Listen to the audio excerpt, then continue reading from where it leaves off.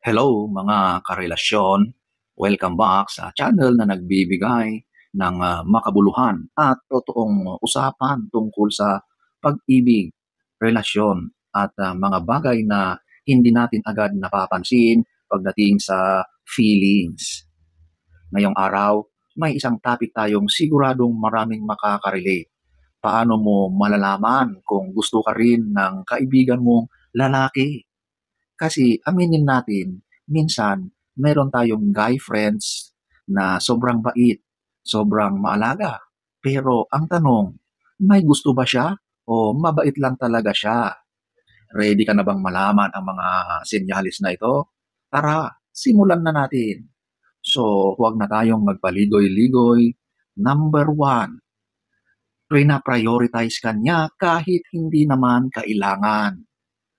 Kapag may lalaki na laging available sa'yo, kahit wala kayong importanteng lakad, laging nandyan, laging game, laging supportive, senyales na yun. Halimbawa, may problema ka at kahit gabi na or may ginagawa siya, pipiliin niyang kausapin ka. Hindi ito basta pagkakaibigan, baka may feelings na siyang itinatago sa'yo. So, kapag ganyan ang turing ng lalaki, nako, sigurado na may tama rin yan sa iyo, okay? Number two, naiiba ang tingin niya sa iyo kumpara sa iba niyang kaibigan. Napapansin mo ba na mas malambing siya sa iyo kaysa sa ibang mga babae? O mas madalas kayong mag-chat? May mga kaibigan siyang babae, pero iba yung effort niya pagdating sa iyo. Ibig sabihin, may espesyal kang pwesto sa buhay niya. Posibleng gusto ka niya, okay? Number three, nagiging protective siya sa iyo. Kapag may ibang lalaki na nagpaparamdam sa iyo at nagpapapansin sa iyo, tahimik siya, naiilang, o biglang nagpaparamdam ng pag-aalala. Maaring nagsiselos na yan, okay? Ang lalaking may gusto ay natural na nagiging protective. Gusto niyang masigurado na safe ka at ayaw niyang maagaw ka ng iba. O, di ba? Mga obvious na yan kapag ganon. Number four, tinatanong niya ang status mo kahit paulit-ulit na. Medyo makulit na, di ba? May jowa ka na ba? Bakit wala ka pang boyfriend? Oh, di ba? Masyado kang choosy ata kasi. Mga linyang yan, kahit pabiro ay paraan para malaman kung may chance siya. Gusto niyang mag-scan ng availability mo kasi baka gusto na niyang umamin sa iyo. O, di ba? Yung mga ganyang diskarte ay siyempre gusto niyang malaman kung ano ba ang status mo pagdating sa relasyon. Okay? So, number five, inaalala niya ang maliliit na detalye tungkol sa iyo or ito yung naaalala niya. Okay? Naaalala niya ang birthday mo, favorite mong pagkain, yung mga pagkain o mga bagay na nakaka-allergy sa iyo, yung favorite mong mga kanta. Ibig sabihin, pinapakinggan ka niya at may halaga ka sa kanya. Oh, 'di ba? Kaya yung mga ganyang bagay ay talagang nagiging very attentive siya at tinatandaan niya ang mga bawat detalye. Ang ganitong klaseng atensyon ay madalas hindi ginagawa ng normal na kaibigan, kundi ng taong may itinatagong damdamin para sa iyo. O, di ba? Number six, palagi kanyang pinapatawa at gusto niyang maging masaya ka. Natural sa lalaki ang pagpapatawa. Pero kung consistent niyang gustong i-brighten ang araw mo, effort na yun. Ang lalaking may gusto, gustong maging dahilan ng ngiti mo ang mga ginagawa niya.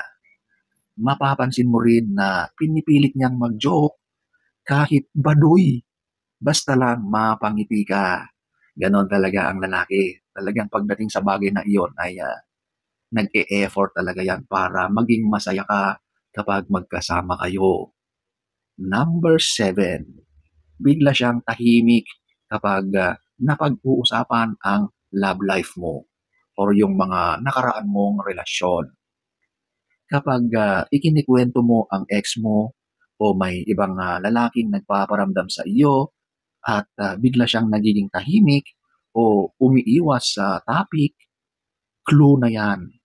Masakit para sa kanya kasi gusto kanya pero hindi pa siya handang umamin. Di ba? Alam niyo na ang mga signs na yan, ladies. Okay? Number 8, madalas siyang magparamdam kahit walang dahilan. So, nag-good morning messages siya, nag-meme sharing, at mga random check-ins. Kung ginagawa niya ito, ibig sabihin, gusto niyang magiging parte ng araw mo. At ang consistency na ito ay senyales ng emotional attachment. Ayaw niyang mawalan ng koneksyon sa iyo kahit wala kayong lakad. So, ang mga ganitong ginagawa ng lalaki, yung talagang gusto niya na lagi kayong may ugnayan, kahit man lang sa mga simpleng chat or messages.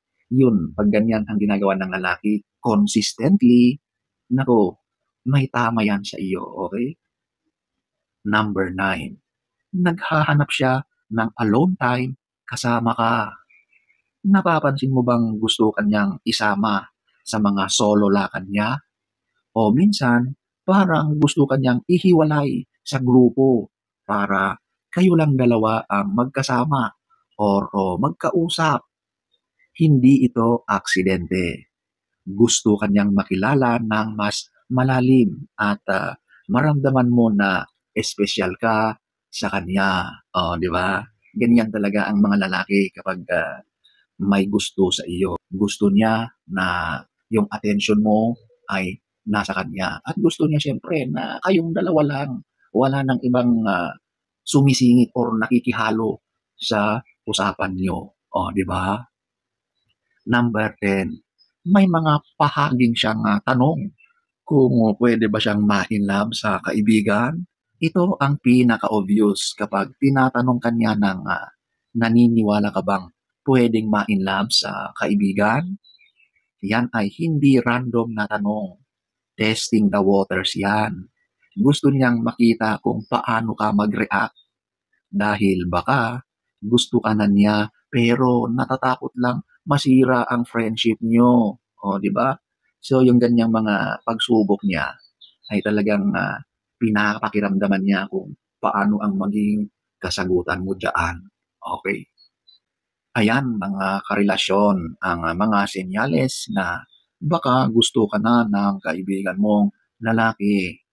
Ngayon, kung nahanap mo ang sarili mong tumango sa bawat punto, baka nga may something na. Pero tandaan mo, mahalagang alamin kung pareho kayo ng nararamdaman bago sumugal. Huwag matakot, pero huwag ding magmadali. So, sana ay nagustuhan nyo ang ating topic for today. Next story time. Don't forget to subscribe.